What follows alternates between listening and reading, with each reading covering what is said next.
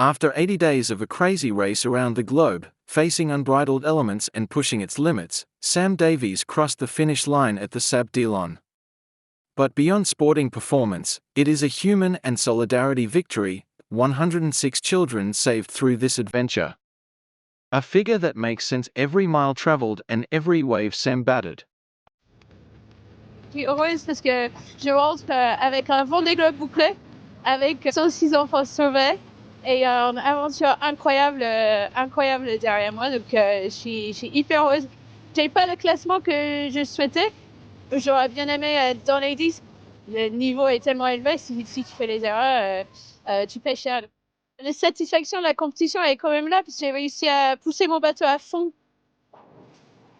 Oui, je suis triste, c'est vrai.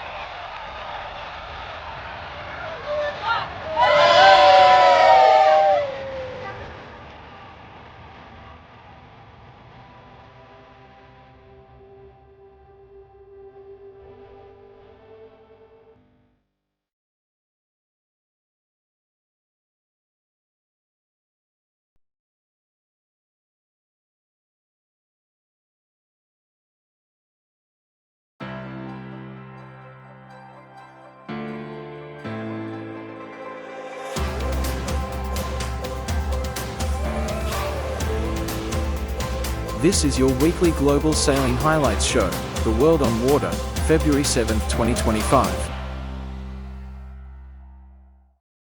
In the Multihull Battle in the Royal Ocean Racing Club Transatlantic Race, Oran Nataf's Pulsar 50, Rayon Vert, France, crossed the finish line outside Camper and Nicholsons, Port Louis Marina Grenada, to be the first multihull to finish the 2025 Transatlantic Race. "I am very proud to be the skipper of this boat with a great crew," commented Oran Nataf.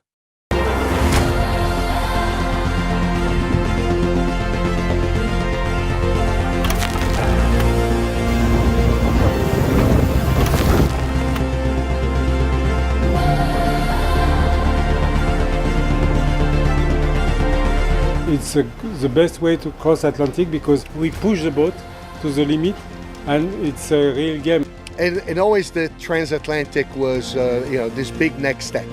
Being within and in the middle of the ocean is amazing. It's a boat that responds very well to strong winds, because as soon as it gets 16, 17 knots of boat speed, you can really navigate the difficult sea state environment that we found. But then once you get it going, it's like it's an incredible pleasure. It's very comfortable.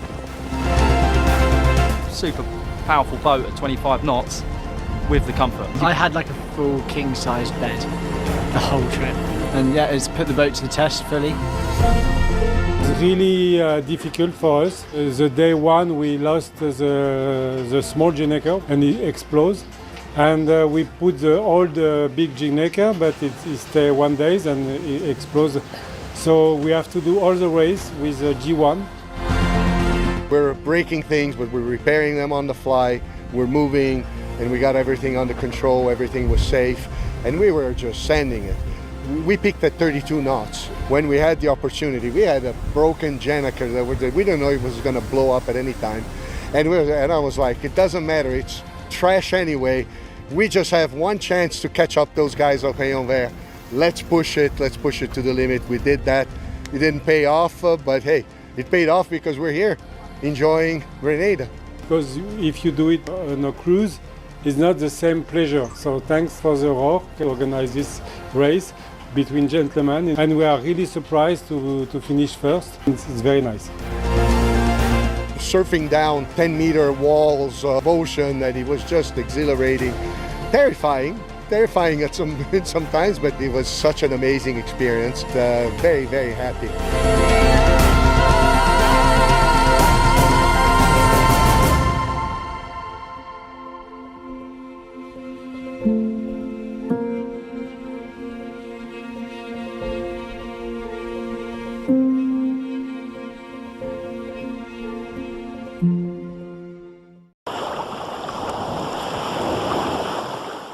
The first IQFoil International Games of the season has come to an exciting close in Marina Rubicón Lanzarote, after 5 days of intense racing featuring the world's best IQFoil athletes. With strong winds, shifting conditions, and a new medal series format, the racing kept everybody on the edge of their seats until the very end. Johan Søe, of Denmark, delivered a stellar performance, while Brit, Emma Wilson, 2024 Olympic bronze medalist, proved unstoppable throughout the week. It's almost time to say goodbye to Marina Rubicón in Lanzarote, but not before the climax of the week, the medal series. First medal race on the 7-3s, that's first of all, and also a new format. We're testing the medal series format. The biggest change and the main change is in the grand final, where we have 4 athletes. The winner will be the first one to get 2 points, and I will already start with 1 point since I was first during the week. We can end this grand final with 1 race, when the winner will win this 1 race, or maximum 4 races. It's more fair to what we've done during the week. It's going to be very exciting, and I'm looking very much forward to it.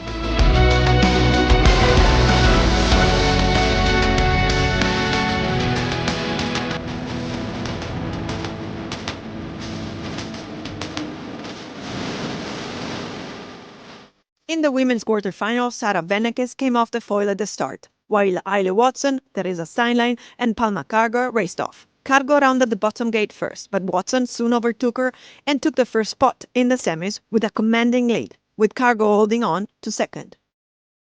In the men's quarterfinal, Manolo Modena read the course expertly and won the race. Joining him is Kieran Badlow. In the women's semi, Ailey Watson continued her run, comfortably qualifying for the grand final. Olympic champion Marta Maggetti was looking good in second, but Polish Anastasia Valkiewicz managed to gain some solid ground on the last downwind to take second place. In the men's semi-final, Nicolas Goyard was off to a great start. After the bottom gate, however, Manolo Modena made a bold move and tapped early. This gave him a comfortable lead and secured him in the final. Goyard found himself in a scrap against Badlow, which he ultimately lost in a thrillingly close race. Back to the women. In the grand final, the Brits nailed the start, but Shahar Tibi kicked into gear and managed to reach the first mark in the lead. At the bottom gate, the Israeli took different approach, which cost her dearly. In the meantime, Emma Wilson powered on and wins the grand final after just 1 race.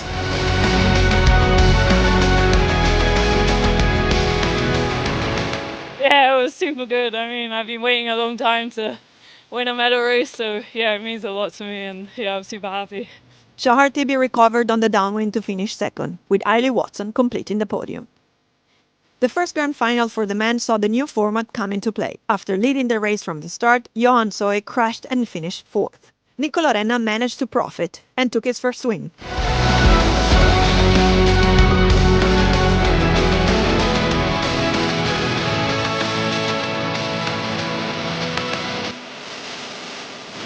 The two were now level in the standings. In the second grand final, Manolo Modena went over early and got a 5-second penalty for the next start. In the next race, Søe had a great start, but made a tactical mistake on the downwind, which meant he arrived last at the bottom gate. On the upwind, he dominated and reclaimed his lead. After him, it was Modena and Badlow, arriving at the top mark. However, Badlow crashed on his stack, leaving the way open for Renna to overtake. In the meantime, Johan Søe was far ahead and claimed his second win, making him the winner of the event. A bit exciting after the first race. My wing just tipped out after the dive, but yeah, really happy to take the win. It's a very good start to this new season, so I'm really looking forward to it. Oran finished third in the race and second in the overall for his win in the grand final. Emma, well done! After the Olympics, I had a hard time and I didn't know whether to continue or not, and I had some really good people around me that I'm really grateful for, and in the end I love windsurfing, and actually this new format I think it's good for me and good for everyone, so yeah, I'm excited for the future. What a start to the new season and Olympic cycle. We can't wait to show you what the IQFoil class has to offer in the upcoming events.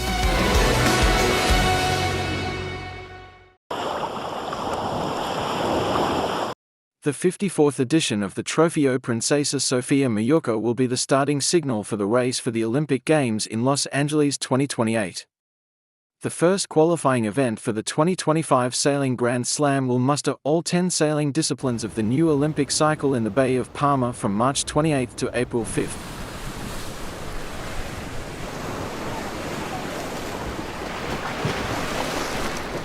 Para mí, el éxito en vela o en vela concretamente es horas, horas y horas. Well, I've been sailing all of my life, and so I suppose it's in my blood. My parents were sailors, and it's something that I always loved doing. And then I was really fortunate.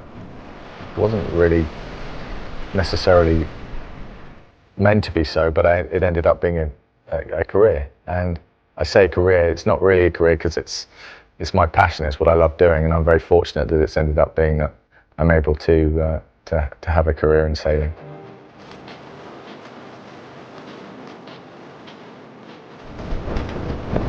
Mi padre compraba en las revistas de aquel momento el Bitácora o el Yate y Motonáutica, y me pasaba horas y horas leyéndolo y viendo regatas oceánicas de los franceses. Salía poco de la vela española, no salía tanto en aquella época, pero sí regatas de vuelta al mundo, Copa América de la época, y un poco decía, ostras, un día tengo que hacer estas cosas, ¿no? Y la motivación era tan grande que creo que fue lo que me llevó a seguir y tener la edad que tengo y seguir en ello.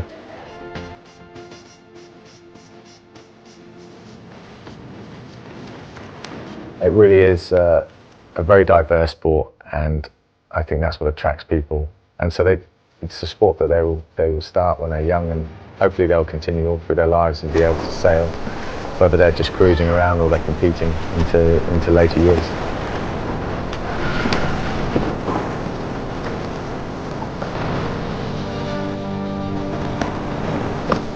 A ver, la sensación de ganar.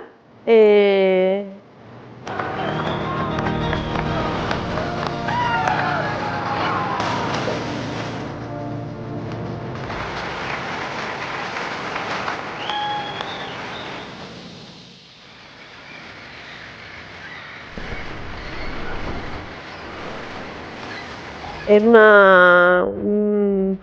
o sea, es como, ya está.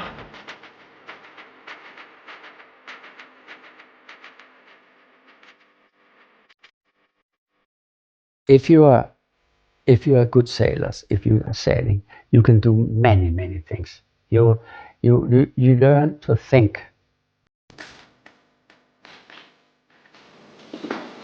Me entreno y compito en busca de la excelencia y de aprender como persona, porque creo que la competencia enseña demasiado. Y porque me apasiona navegar y me apasiona cómo se desliza un barco y me apasiona poder lograr que eso sea más suave y mejor, y me apasiona tratar de aprender a leer el viento mejor. Cuando consigues controlar un poco todas esas variables de este deporte, requiere mucha concentración y es un poco lo que te mantiene absorto de todo lo que pasa a tu alrededor. Disfrutas del ruidito del mar, de las olitas con el barco,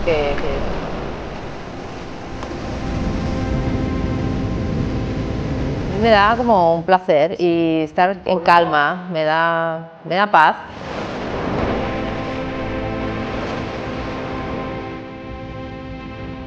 And that means that there are many decisions in life where you have to say, yes, I'm going to do that, or say, no, it's not worth doing it. the background coming from sailing, from the you are being trained and learned of your mistake.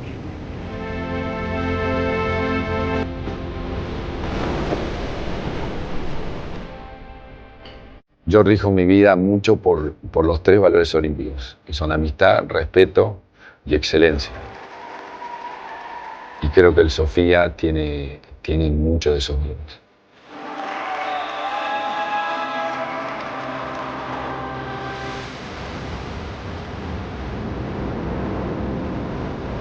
I know I'm good at it. I know I'm very, very good. Soon I can be nervous, I can be running around, I can forget everything. Soon as the gun is going, I'm changing completely.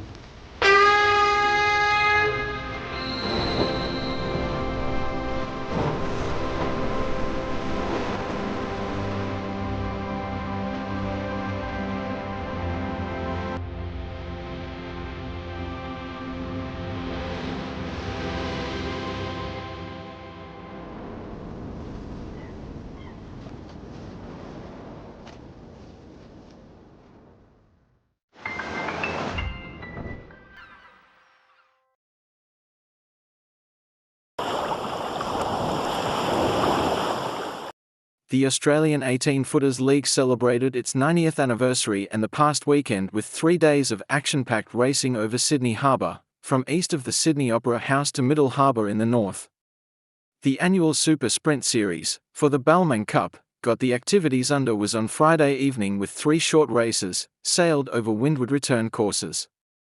Australian and Giltinan champion teams in Finport Finance, Rag and Famish Hotel, and Yangdu, won the 3 races. But it was the excellent consistency over the 3 races which gave the Lazarus Capital Partners team, of Tom Kunick, Josh Feldman and Paddy Bannon overall victory.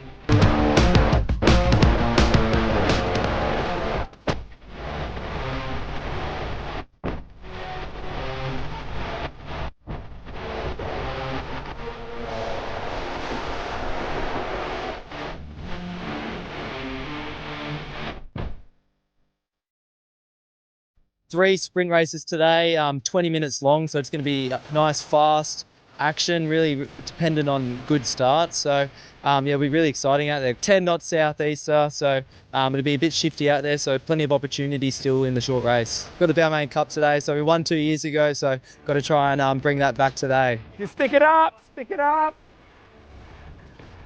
Stick it up, Kitchen. That's a very nice bow. Oh, come on, mate. Not yet, that's it, turn now. On up, heat up. Stick it up! Oh, get up! That's it. Dory's like, falls on the tip, break the leg, break the boom, we're done.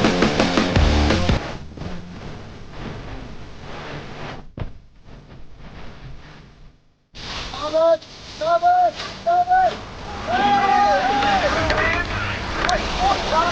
Gonna have to do something here, Keegan. Shit. That looked a bit close. That was way too close. Hey guys, so we've just finished the first race of the Super Sprint Series for the Balmain Cup. It was a tight battle between Balmain, Finport and Vycobi the whole race, and it ended up finishing with Finport first, Vycobi second and Balmain third.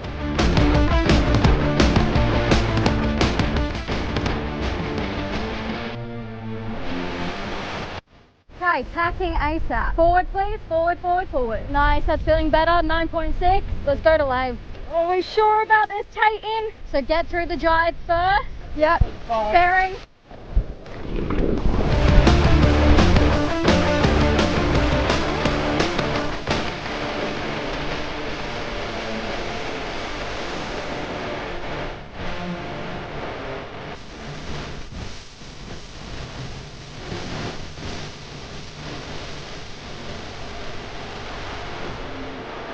So we've just finished the second race of the Super Sprint Series.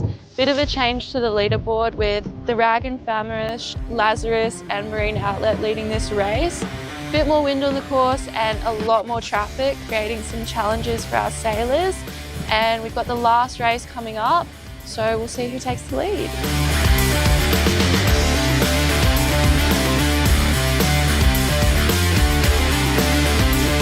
So So just behind me we've got the spectator boat, which has got all the Balmain supporters who have come out today to watch the racing.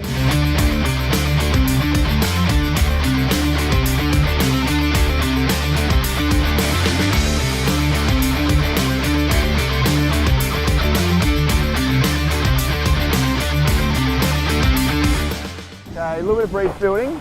What are we doing at the 18? Do you duck? Tack or duck, quick. Duck or tack. What about goose next time, Emma? Okay? Starboard! Starboard! Starboard! That's not starboard. That is definitely not starboard. Emma, just freaking send it, all right? Come on, boys, get out of here. Just come upwind a bit. Hey, how are ya? That's it. Starboard! Not a 49er, boys. Whoa, come on. Come on, Keegan, what the hell is that? All right, so we've just finished the last race of the Super Sprint Series for the Balmain Cup. Another change to the leaderboard. We've had Yandu finish first with Lazarus second and the Rag in third. So yeah, stay tuned and we'll post the results shortly. Together for the young guys at Lazarus Capital. Tom Coonan, Josh Fairman and Paddy Bannon.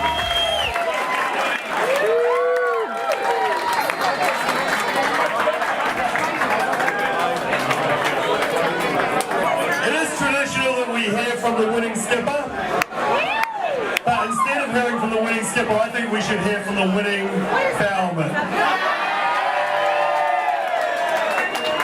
Let's put him on the chair.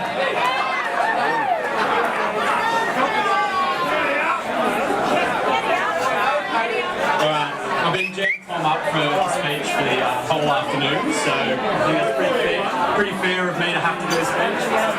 Today for me was race 1 and 2 getting yelled at a lot, and then me having a little blow up in return and telling Tom we need to go calm, and the third race is our most comfortable, best, favourite race of the season, so I think that's a good thing. We can keep that consistent, but no, really fun racing today, had a blast.